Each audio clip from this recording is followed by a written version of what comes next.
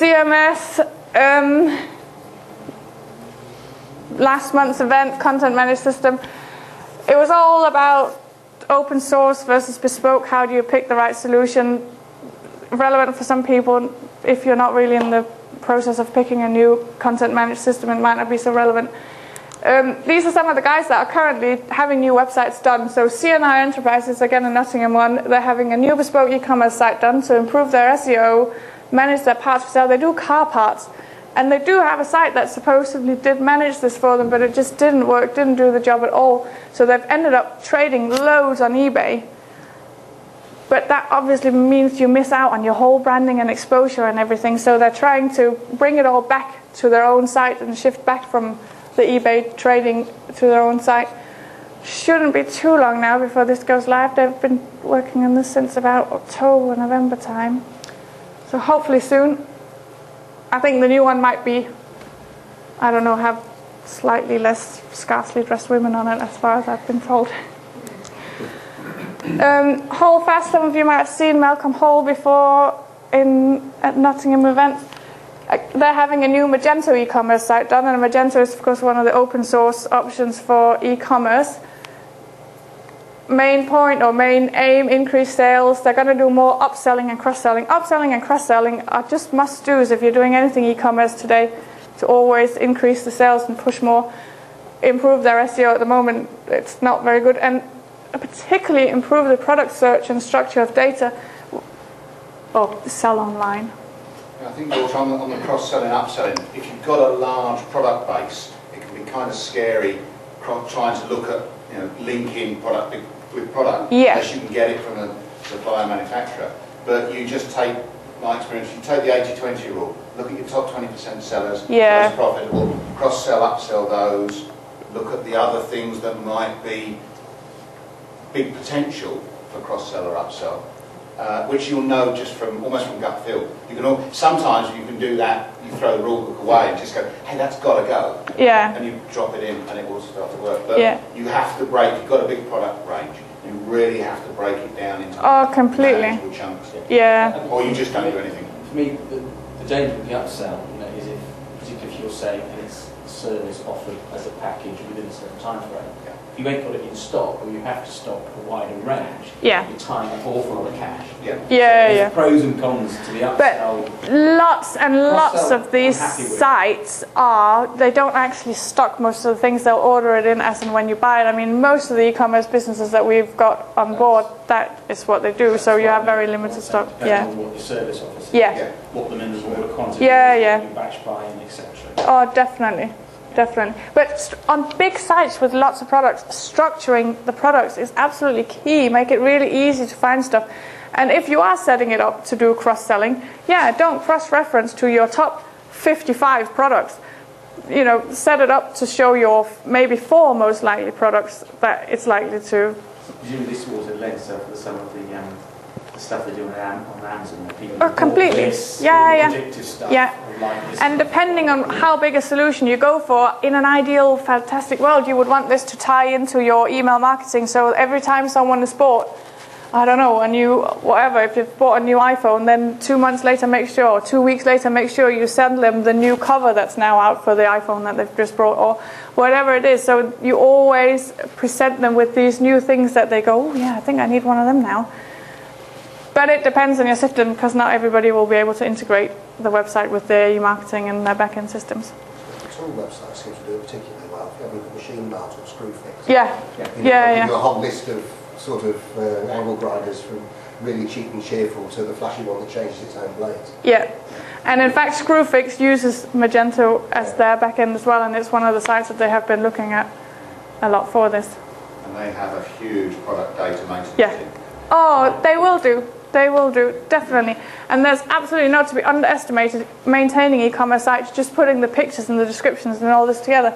You need it ideally fed in from the suppliers if you can, because otherwise you're just burying yourself. Set up an eBusiness site for DVDs with the music embedded with surround sound in it. Right. And just updating it with the new releases and the pictures was sufficient to make him sell it. He'd been running it for sort of a year and a half, and he got to the stage where screw it. Yeah. We got 50k for it and he just walked away. Yeah. But he'd spent something stupid. And it is one of those, I mean, there was a good question earlier, what's going to be the biggest chunk of maintaining a website on this kind of site? Oh, you will be buried in products. You will need someone who does nothing but that.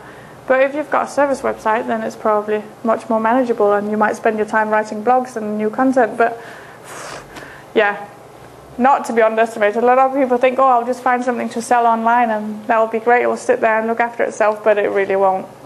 It really won't.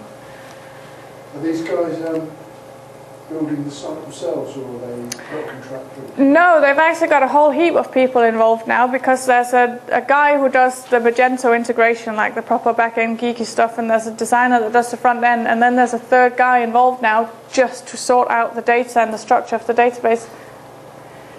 Which again, it's all scalable to the size of your business and how many products you've got. I mean, this is one of the sort of bigger companies with more products out of the scale of the guys that we're working with currently.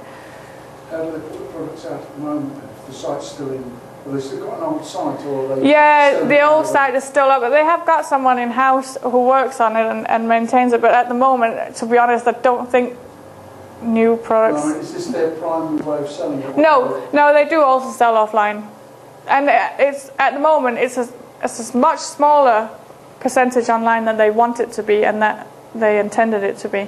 Hence the kind of round 2. You can kind of tell it's not a brand new site anymore. You know, if you compare to Machine Mart and Screwfix and B&Q and the bigger kind of site, it doesn't quite look the part anymore. And it's always good to compare to the big guys, even if you're small and even if you haven't got their teams. Just get the ideas from them and the layout and their navigation, because they spend thousands of pounds looking at what people will see and how they'll navigate the site. I mean, the product search on the B&Q site is quite good, and that's something they could, look at and learn from, definitely. I would also say on that, just be aware of who your customer base is. I had a prospective client was looking to sell online, and they sold industrial cleaning supplies. They've got a niche market into the public sector. The public sector don't buy through that sort of site. They buy through their own purchasing system. Yeah. And when he actually looked at the economics of selling individual packs of this cleaning stuff, it didn't stack up. No. So he didn't want to sell individual packs. He just thought, yeah, we go online. But actually, he then spent the money putting his catalogue into the public sector's purchasing system, because he was already approved supplier. Contracts. He just made it easier. Yeah. And his eBusiness is actually feeding off of them. Yeah. And not selling online. So you have to be careful. Oh, you do. Another one having a bespoke e-commerce site done is these mail order beads. Yeah, I'm waiting for the new site to come up. Again, they want to increase the sale, upselling, cross-selling, improve the SEO. These guys have got over 400 static pages. That is enormous to maintain. I mean, back to who does that, who takes the pictures, who puts it all online. And when we went on the Google Analytics event and said, right, you should now put Google Analytics in your site, he was like, well, all pages. Because it will be, I don't know how long it would take to put Google Analytics in over 400 individual pages. But big job to restructure and make sure you can manage your data efficiently. This one's slightly different. We've actually got 2 radio stations on board. There's a Leicester one and a Nottingham one. This guy's moving 8 separate sites into one Joomla site, which is again one of the open source systems. So he's working at doing stuff with that now, and yeah, he's finding some hurdles with it, finding his feet on it. His biggest challenge is he needs these radio stations to make some money. He's been running them for years. He's got 300,000 listeners. He's got masses of listeners, but not making any money.